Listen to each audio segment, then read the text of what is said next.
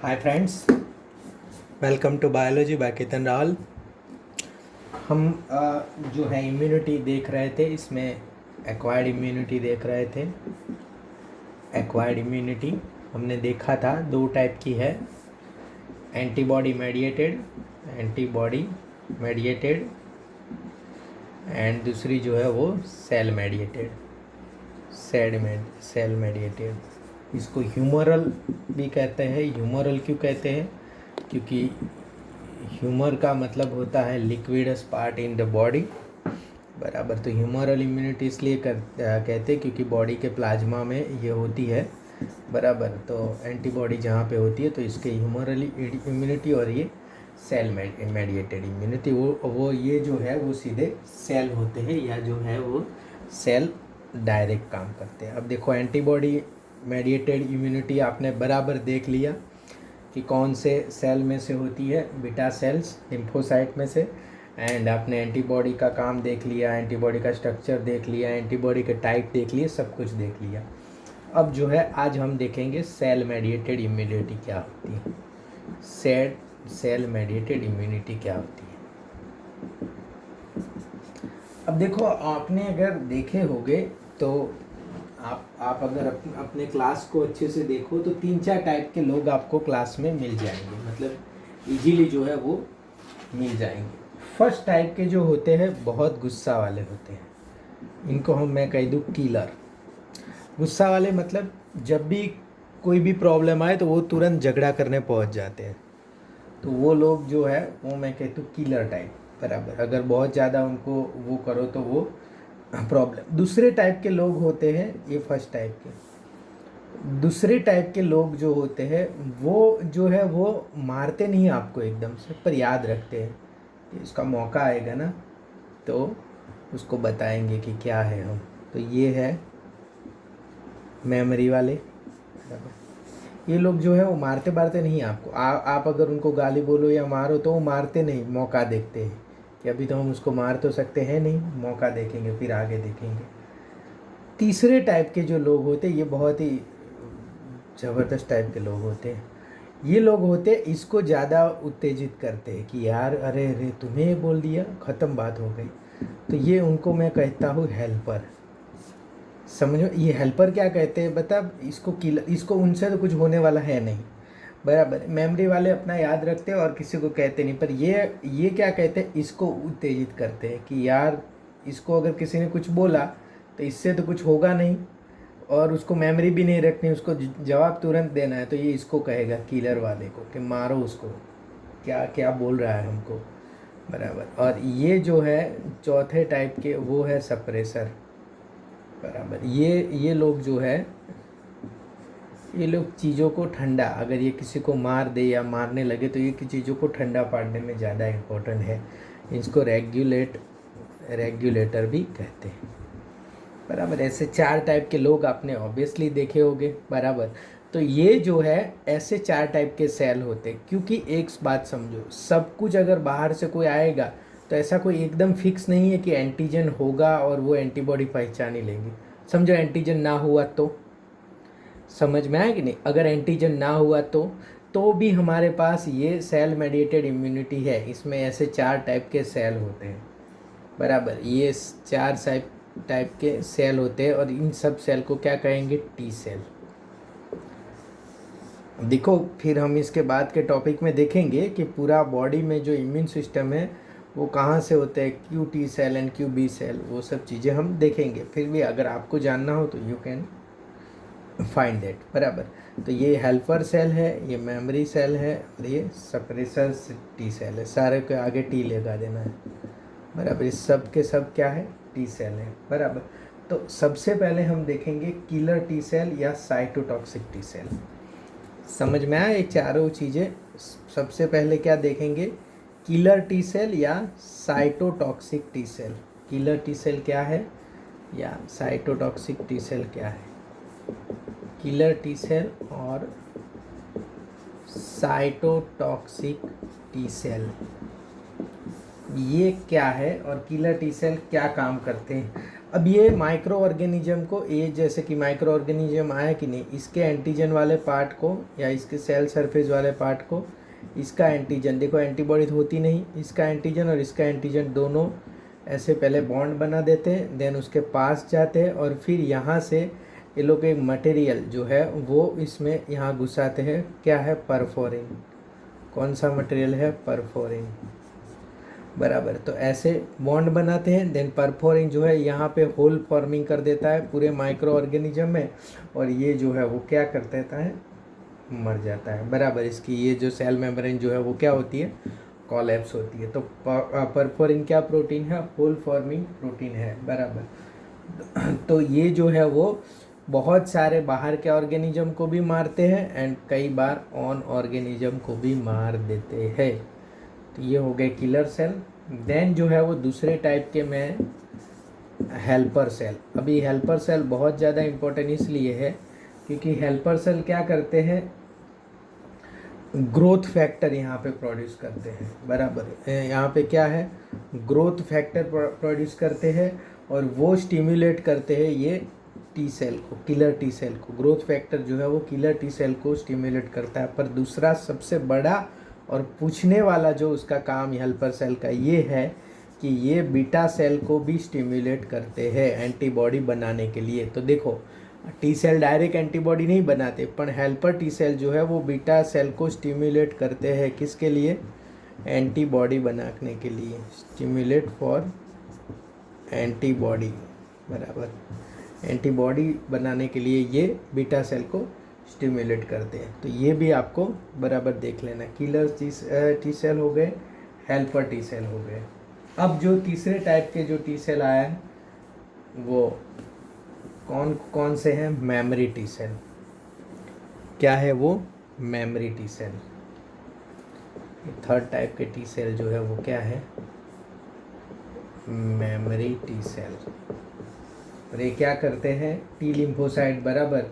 First exposure होता है, first exposure की मेमोरी करते हैं और ये कहाँ पे रहते हैं? स्प्लीन में, लिम्फ नोड्स में वगैरह जगह पड़े रहते हैं। दूसरी बार अगर जो आएगा तो वो जो उसको मार देंगे तुरंत के तुरंत। देन जो है वो क्या है? Suppressor T cell.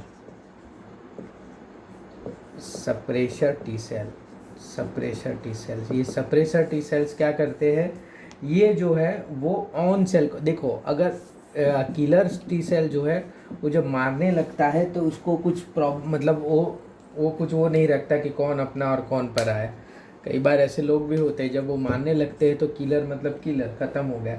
तो ये कंट्रोल करता है, सब मतलब सप्रेसिंग करता है या कंट्रोल करता है, और क्या करता है? इनहिबिट करता है इसको कि भाई ये अपने सेल से inhibit for attaching the bodies on sale. Bodies on sale. तो ऐसा ना हो कि बॉडी के अपने सेल को ही वो अटैच करके मार दिया जाए। तो ये क्या करता है? सप्रेशन करता है बॉडीज़ के ऑन सेल को अटैच होने में। बराबर।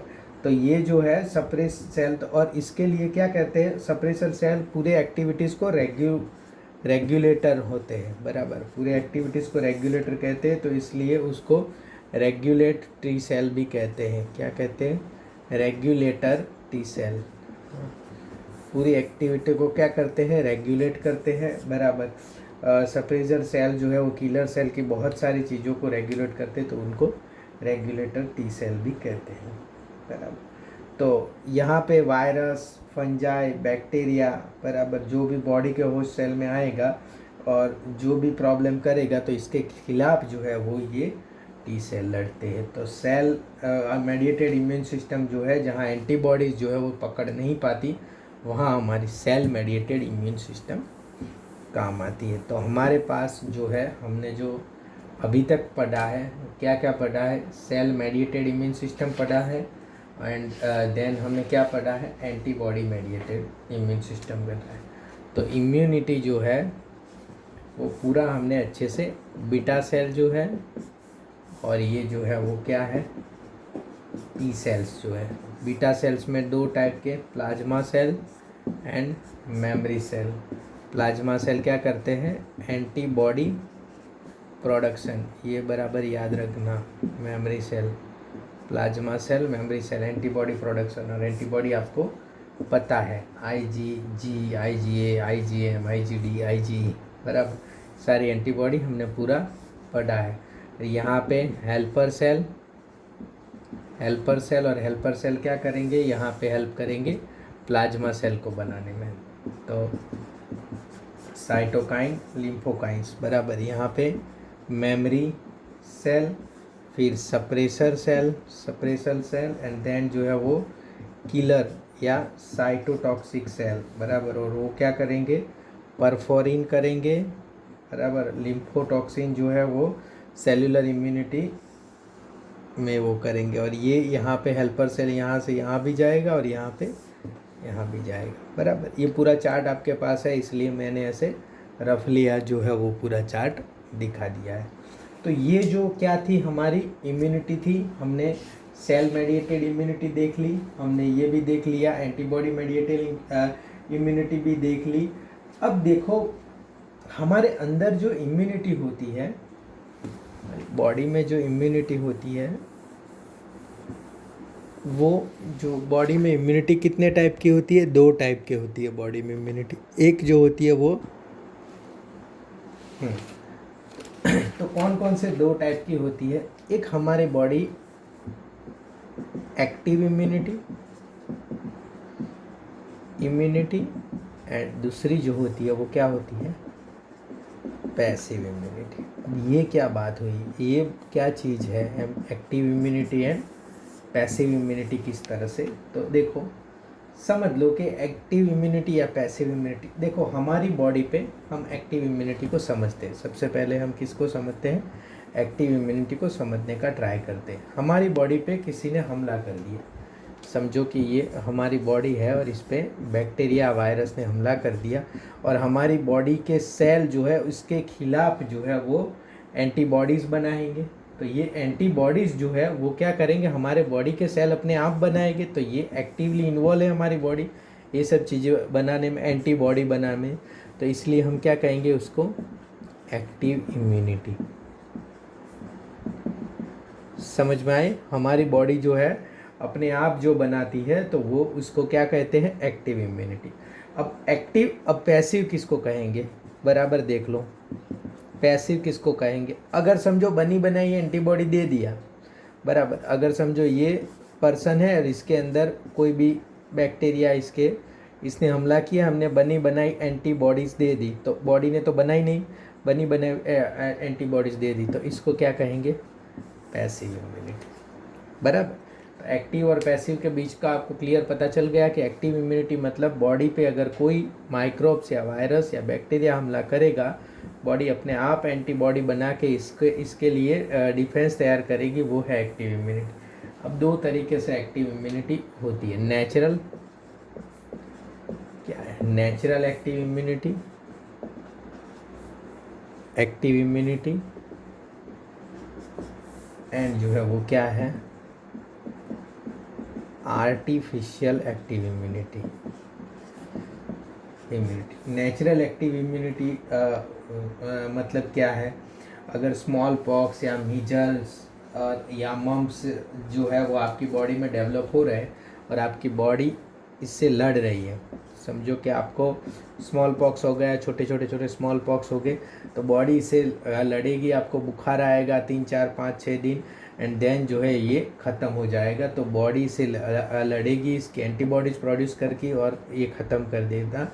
तो बॉडी में फिर जो है वो नेचुरली जो है वो एक्टिव इम्यूनिटी डेवलप हुई, देन जो है हमारे पास स्मॉल पॉक्स के लिए एंटीबॉडीज़ डेवलप हो जाएगी, और ये जो एंटीबॉडीज़ जो है वो क्या करेगी, हमें ये एंटीबॉडीज़ फिर हमें प्रोटेक्ट करेगी, दूसरी बार हमारा स्मॉल पॉक्स नहीं आया। पर क्या हुआ, ओरिजिनल में स्मॉल पॉक्स डिसीज़ जो है हमारे अंदर आया, एंड देन जो है ये हुआ।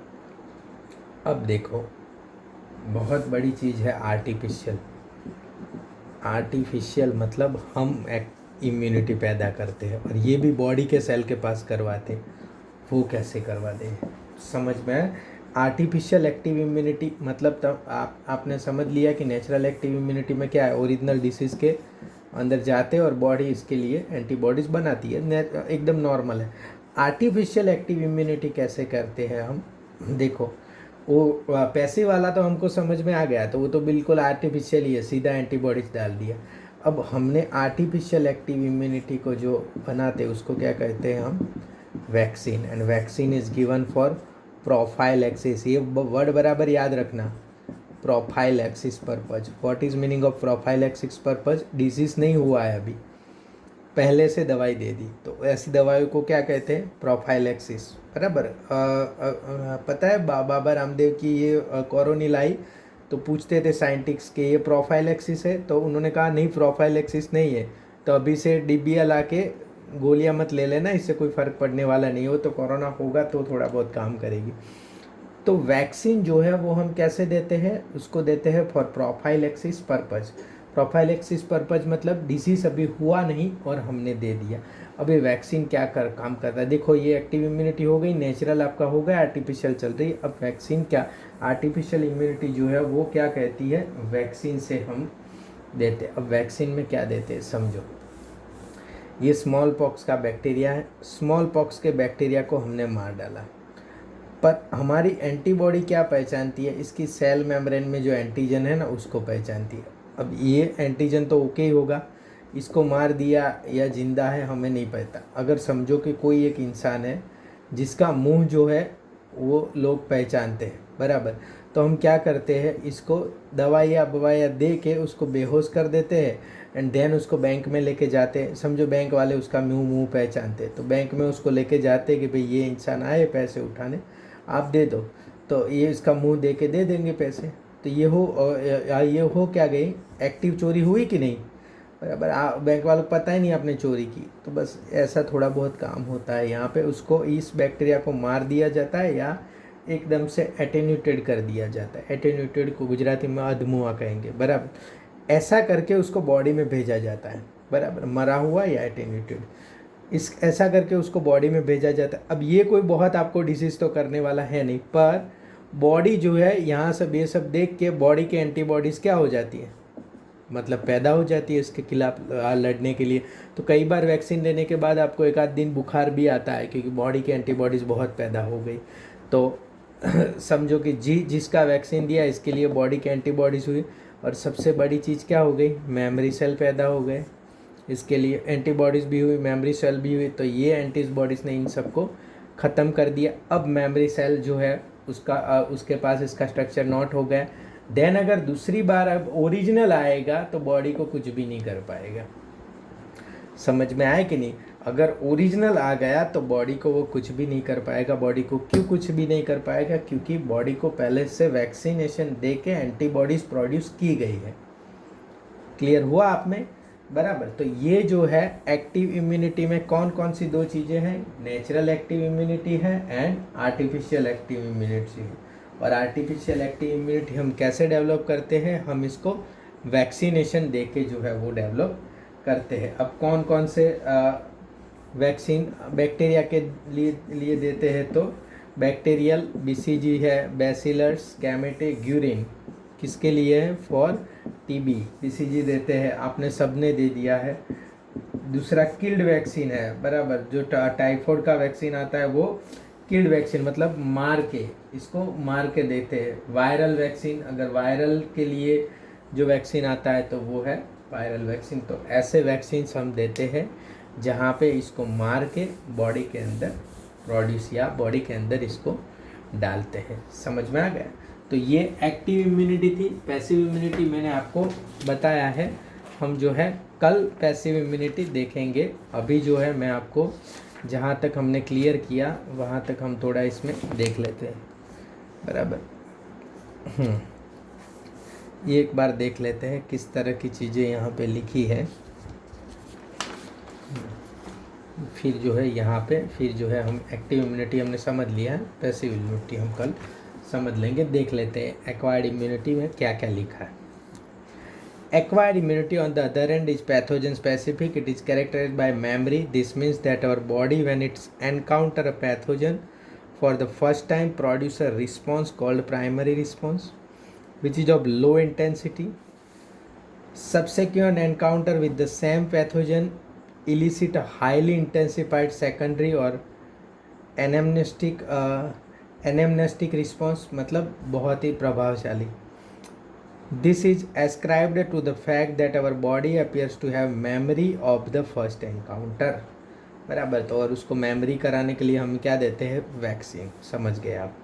The primary and secondary immune response are carried out with the help of two special types of lymphocyte present in our body, beta lymphocyte and T lymphocytes.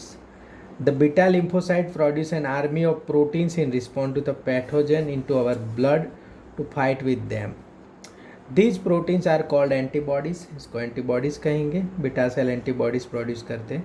The T cells themselves do not secrete antibodies but help beta cells to produce them, बराबर, T cell के helper cell. Each antibody molecule has 4 peptide chains, 2 small called light chains and 2 longer called heavy chains. 2 छोटी है light chain और 2 long है वो heavy chain. Hence an antibodies is represented as H2L2. Different types of antibodies are produced in our body. IgA, IgM, IgE, IgG are some of them. A cartoon of an antibody is given in figure 8. ये है. Because these antibodies are found in the blood, the response is also called humoral immune response. समझ में? Blood में मतलब humoral. This is one of the 2 types of our acquired immune response, antibody mediated. The second type is called cell mediated immune response or cell mediated immunity. The T lymphocyte mediate CMI very often when some human organ like heart, eye, liver, kidney fail to function satisfactorily. अगर liver या kidney या वो fail हो जाए, transplantation is the only remedy to enable the patient to have a normal life. Then a search begin to find a donor. ये पूरा transplantation वाला हम जो है आगे देखेंगे कि भाई ट्रांसप्लांटेशन में क्या होता है, किस तरह से होता है, ऑर्गन को किस तरह से मैच करते हैं. यहाँ पे इन लोगों ने ये पूरा दे दिया है कि भाई सेल मेडिएटेड इम्यूनिटी क्या है. देन जो है एक्टिव एंड पैसिव इम्यूनिटी हम बिल्कुल समझ चुके हैं कि एक्टिव इम्यूनिटी क्या है, एंड पैसिव इम्यूनिटी हम जो है वो कल देखेंगे. एंड देन जो है हम कल ट्रांसप्लांटेशन वाला भी चीज़ क्लियर कर लेंगे. Thank you student, thank you very much.